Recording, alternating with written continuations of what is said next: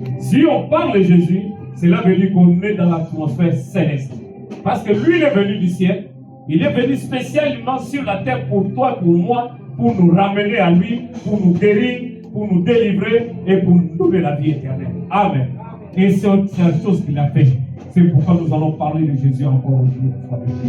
Amen. Malheureusement, bon, nous sommes entendus avec nos bien-aimés. Je vois là-bas, ils ont stoppé. Bon, là-bas, ils continuent un peu. Il n'y a pas de problème, ça ne peut pas nous déranger. Nous allons quand même prêcher. Amen, amen, amen.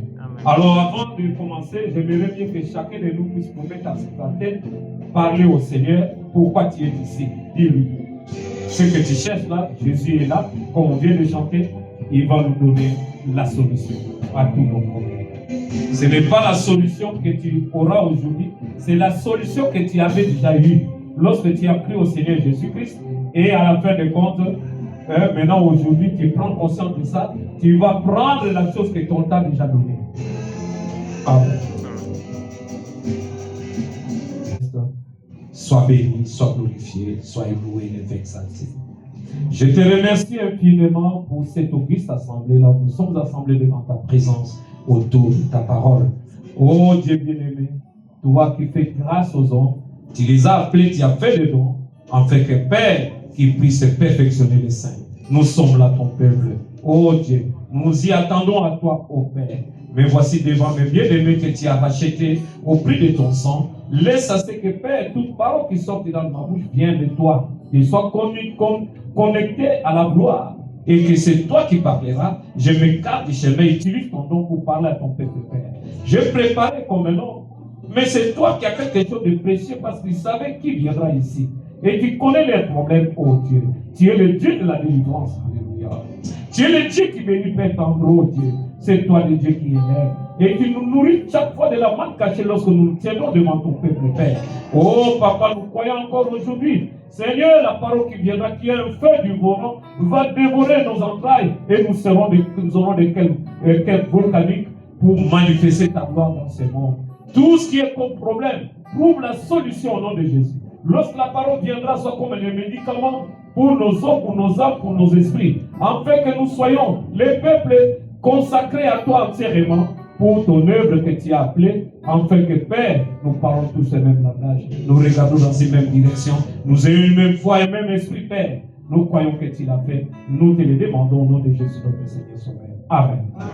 Shalom, shalom. Je vois que vous ne répondez pas. Frère Branham nous dit que la meilleure chose, la salutation, c'est shalom, c'est la paix. C'est la paix de Dieu sur toi, sur moi, sur nous. Amen. Amen. Puisque si on n'a pas la paix, on est agité. On est dans les circonstances de ce monde. Oh, nous devons avoir la paix. Amen. Alors, sans tarder, nous allons essayer de brosser pour l'introduction des choses, ceux qui n'étaient pas là, ou réviser ceux qui étaient là pour mieux comprendre le sujet auquel nous sommes en train de débattre aujourd'hui. Nous, c'est un enseignement, mais je vais mettre ça comme enseignement et prédication à la fois. Pour que, je vois que vous n'avez pas encore des entrailles solides, que vous ne mangez pas assez. Si je continue dans la position de l'enseignement, je vois que vous dormez, vous êtes fatigué, parce que vous ne voulez pas manger la parole. Or, l'enseignement, je dois beaucoup lire. Mais vous, si on commence à lire, vous êtes déconnecté. C'est pourquoi je la mets dans ce sens-là. Puisque chaque prédicateur doit connaître son audience. Et je connais ça. Alors, c'est un sujet qui devait être normalement terminé aujourd'hui. C'est par la grâce de Dieu. Mais, vu les conditions auxquelles vous mangez, bon, je m'amène à votre rythme, mais comme un bébé qui mange, n'est-ce pas? Il ne faut pas aller vite avec lui, n'est-ce pas? Voilà. Partons avec sa cuillère, il prend quelques grains de riz, et il y a seulement 2 qui entrent dans la bouche, le reste tombe. N'est-ce pas? Vous devrez patienter. C'est de cette façon-là. Asseyez-vous. Je vais introduire. Nous sommes en train, depuis 2 semaines, nous parlons du sujet qui est Jésus qu'on appelle Christ. Puisque Jésus-là est Christ. Alors nous devons le connaître. Beaucoup on nous a dit, venez à Jésus, croyez au Seigneur Jésus-Christ, vous serez sauvés, vous serez guéris, vous serez délivrés, vous serez bénis. C'est normal. Mais si vous ne connaissez pas ces Jésus-là, toutes les promesses, ça sont en l'air. Parce que vous ne les connaissez pas. J'ai toujours donné l'exemple ici. Et on dit qu'il y a un monsieur, par exemple, le président de la République, t'as fait une promesse. Venez, vous allez avoir quelque chose si vous venez chez moi. Mais vous ne les connaissez pas. Peut-être vous allez vous adresser au Premier ministre. Est-ce que vous pourrez avoir ce que donc vous avez besoin? Non. Ce qu'on vous a promis, vous ne l'aurez pas. C'est pourquoi nous aussi, nous devons nous connaître la bonne personne qui est l'auteur de la vie et de la vie éternelle. Amen. Qui est le sauveur du monde. Qui est la vie éternelle. Qui a toutes les bénédictions du monde. Le monde est entre ses saintes mains. Parce que c'est lui qui a créé ce monde ici. Et nous devons le connaître. C'est pourquoi j'ai pris ce sujet. On peut débattre, de continuer à prêcher sur ça, on ne terminera jamais. C'est un sujet éternel. Parce que Jésus-Christ, c'est un mystère. J'ai épinglé 5 points ici. J'ai épinglé 5 points. Mais il y en a plus. On peut continuer, c'est exhaustif. Mais j'ai pris 5. Les 5 là, je ne dirais pas essentiels, mais il y a d'autres qui sont plus essentiels que ça. C'est que le Seigneur m'a inspiré, j'ai pris 5. J'ai dit le premier point, c'était Jésus-Christ est la parole faite chair. Amen. S'il faut, puisque comme il est mystère, un mystère doit être toujours révélé. Jésus-Christ, tu ne le connaîtras pas parce que tu l'as vu comme ça. Parce que les gens qui étaient à son époque, puisque cette question, c'est Pilate, qui était le bourreau de Jésus, qui voulait le tuer, et il posait les questions aux Juifs qui le voyaient physiquement comme ça. Que voulez-vous que je fasse de Jésus qu'on appelle Christ? Ils ont dit crucifiez-le. N'est-ce pas? Parce qu'ils ne le connaissaient pas. Parce que s'ils le connaissaient, ils ne devraient pas faire ainsi. Amen. C'est comme nous aujourd'hui aussi. On nous a dit nous croyons en Jésus. Mais comme nous ne le connaissons pas, nous ne saurons même pas marcher avec lui. Nous ne l'écoutons même pas. On n'a même pas foi à sa parole. Amen. Aujourd'hui, nous marchons avec lui au moyen de l'Esprit. L'Esprit qui nous a donné. C'est pourquoi nous insistons souvent. Jésus-Christ est l'Esprit qui donne la vie. Amen. S'il est en toi, tu as la vie. Amen. Alors, c'est pourquoi dans toutes nos prédications ou enseignements, nous parlons de la vie éternelle. Et comment l'avoir? C'est le baptême du Saint-Esprit, la nouvelle naissance. Si tu n'en as pas, cela veut dire que tu es en voie, mais tu n'es pas encore arrivé. Si Jésus-Christ est en toi, cela veut dire que c'est l'espérance de la gloire. Amen. Cela, tout est possible à celui qui croit. Comme lui est en toi, c'est lui qui agit. Amen. Alors, c'est pourquoi je parle de Jésus comme est la parole faite chair. S'il faut le voir, nous allons voir ça dans Jean de l'Évangile, chapitre 1, verset 14, qui explicite. Hier, le Seigneur m'a inspiré, puisque ce sont des versets qu'on devrait normalement lire. Mais, vu l'environnement et le temps, si je me mets à lire ça, je ne toucherai pas le sujet du jour. C'est pourquoi j'ai mis ça dans chaque point que j'avais épinglé. Jésus-Christ est la parole faite chair. Jean chapitre 1, verset 14, le dit. Parce que la révélation, c'est la parole qui révèle. Amen. Pour te dire qui est cet homme, qui est Jésus. Alors Jean chapitre 1, verset 14 nous dit, et la parole a été faite chair, et elle a habité parmi nous, plein de grâce et de vérité. Vous voyez, la parole a été faite chair. Jésus est la parole faite chair. Amen. Puisque au début de ce chapitre, on dit au commencement était la parole. Cette parole était avec Dieu. La parole était Dieu. Elle était au commencement avant toute chose. Toute chose a été créée par elle. Rien de ce qui a été créé n'a été créé sans elle. En elle était la vie et la vie était la lumière des hommes. Amen. Je laisse cette partie-là au milieu. Je prends. Et la parole a été faite chair. Pourquoi? Pour nous sauver. Amen. C'était une parole. Ne croyez pas, j'ai expliqué la fois passée, ce n'est pas que Dieu est ici, la parole à côté. Non, la parole là, c'est Dieu. Amen. C'est lui. Vous voyez, avant de créer, d'entrer dans le temps, puisque Dieu est éternel, avant d'entrer dans le temps pour créer, il devrait se former une forme. Je dirais comme un scaphandre, il entre là-bas. Cette forme-là, c'est la parole. Maintenant, il commençait à parler et les choses venaient à l'existence. Amen. Nous avons eu la grâce on nous a enseigné cela. Et on a vérifié les Écritures, cela est vrai.